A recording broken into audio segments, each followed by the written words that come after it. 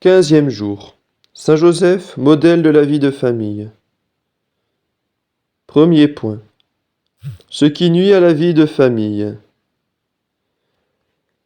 Une des grandes plaies de notre époque, c'est la désorganisation de la famille. La révolte est partout et la vie de famille s'en va, dit-on de toutes parts. Le manque d'autorité chez les parents, la répugnance des enfants pour la profession paternelle, le délaissement des campagnes pour le séjour des grandes villes, l'amour effréné de la liberté et de l'indépendance, telles sont les principales causes de la désorganisation de la famille. Or, le moyen le plus propre à ramener la vie de famille, c'est la dévotion à Saint Joseph, le chef de la Sainte Famille, modèle de Nazareth. Voyez-le, cet illustre patriarche, assis au foyer, béni que la terre ignore mais que le ciel admire. Rien ne lui est plus cher que sa pauvre chaumière. Il est mieux que le palais des rois. Père nourricier de l'enfant Dieu, devenu son instituteur et son maître, il le forme au travail, il lui apprend son métier, il lui enseigne la manière de scier et le rabot. Voyez Jésus accepter avec plaisir l'état et les façons de son Père. Il était artisan et fils d'artisan. C'est son titre de gloire. Voyez-le rendre à Joseph et à Marie tous les offices qu'un bon fils doit à ses parents. Quel tableau! Quel touchant spectacle! Cherchons à le reproduire au sein de chaque famille. Parents chrétiens, à l'exemple de Saint Joseph, retenez vos enfants auprès de vous. Initiez-les de bonnes heures à votre profession, afin qu'ils travaillent sous vos yeux, qu'ils soient le soutien de votre vieillesse et vous remplacent un jour honorablement dans la maison paternelle. Et vous, chers enfants, consultez Dieu sur le choix d'un état de vie. Soyez toujours plus portés pour le métier et la condition de vos parents que pour tout autre. Vivez avec eux, travaillez sous leur regard, en vous rendant les mutuels devoirs qui sont l'honneur et la joie d'une famille chrétienne. Deuxième point. Ce qui fortifie la vie de famille. Ce qui fortifie et alimente la vie de famille, c'est la chrétienne observance du dimanche, l'assistance aux offices, c'est la prière et la lecture faite en commun, les délaissements et les fêtes au foyer domestique, et les devoirs de respect et d'affection rendus, soir et matin, au chef de la famille. Que se passe-t-il dans l'intérieur de Nazareth? Là, dans cette admirable famille, les peines et les soucis, les joies et les consolations, le travail et le repos, la prière et la lecture des livres sacrés sont en commun. Là, point d'autre absence que celles qui sont commandées par la loi. Jésus, Marie et Joseph vont ensemble au temple, ensemble aux fêtes publiques, ensemble au délassement, ensemble toujours. Quelle maison fut jamais plus digne de l'admiration des anges et des hommes. C'était véritablement une image du paradis, séjour de paix, de concorde, d'union mutuelle. Une image sensible de l'union qui existe au ciel entre les trois personnes divines. Ici on peut s'écrier: ô chère solitude de Nazareth, ô souveraine béatitude.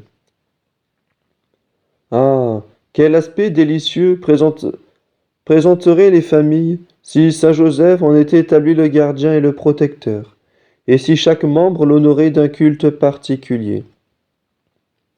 J'ai vu 1000 exemples, dit un pieux auteur, de la protection de ce grand saint sur les familles chrétiennes. J'ai vu des pères convertis, des mères guéries miraculeusement, des enfants sauvés de toutes les passions du monde, des vocations affermies, des ménages réconciliés, des familles entières arrachées à la misère. Redisons donc souvent et avec confiance cette belle invocation: Saint Joseph, chef de la plus noble et de la plus sainte de toutes les familles, priez pour nous. Exemple. Dans une modeste maison de Bordeaux, vivait il y a peu d'années une jeune femme dont on plaignait avec raison la triste vie et abandonnée.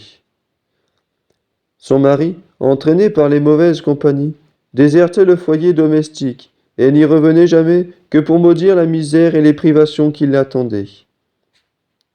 Douce et pieuse, sa jeune femme pleurait et priait, mais elle ne murmurait pas. Elle avait pour se consoler un jeune enfant dont la tendresse angélique la dédommageait de l'abandon où la laissait son mari. Le soir, pendant ces longues veillées qu'elle passait seule au coin de son foyer mal entretenu, la pauvre mère, avant de poser son fils dans son berceau, lui enseignait ses prières. Ensuite elle l'endormait en lui répétant les doux noms de Jésus, Marie et Joseph. Un jour, cependant, son mari, n'ayant pas rencontré ses compagnons de plaisir, se décide à revenir chez lui achever la soirée à peine commencée. Au moment où il allait entr'ouvrir la porte, il s'arrête. La voix de sa femme l'a frappé. Avec qui peut-elle ainsi parler se demande-t-il, le cœur déjà en proie à d'injustes soupçons. Il pousse la porte à petit bruit. Quel spectacle se présente alors à sa vue? La jeune femme est à genoux, elle tient son enfant dans ses bras et achève avec lui la prière du soir. Mon fils, ajoute-t-elle, prions maintenant pour ton père que j'aime tant et que tu aimeras bien aussi, n'est-ce pas? Recommandons-le à saint Joseph, son patron. Alors l'enfant serre plus fort ses petites mains croisées sur la poitrine et redit avec sa mère la prière de chaque jour. Ô mon Dieu, ô saint Joseph, bénissez-le. Le mari, ému par cette scène, ne peut résister. Il vient s'agenouiller près du berceau.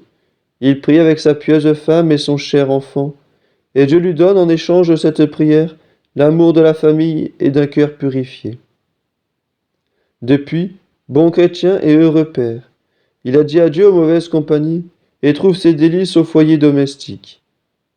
Ah, si chacun voulait y mettre du sien, si nous prenions tous saint Joseph pour patron, la vie de famille refleurirait partout.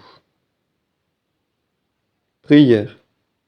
Ô bienheureux saint Joseph, puisque toutes les fois que je vais au milieu du monde, j'en reviens moins recueilli, moins disposé à remplir mes devoirs de chrétien, obtenez-moi la grâce d'aimer comme vous la retraite, la vie de famille. Bénissez mes parents, bénissez surtout ma maison, afin qu'elle soit pour moi comme un sanctuaire où je puisse accomplir les devoirs de mon état et sauver mon âme, ainsi soit-il.